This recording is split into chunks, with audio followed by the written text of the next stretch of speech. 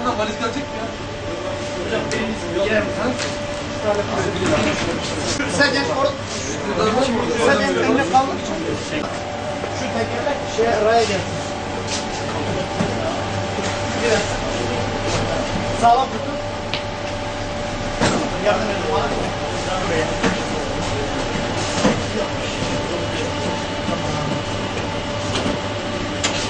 Kayıphazer olmadı değil mi?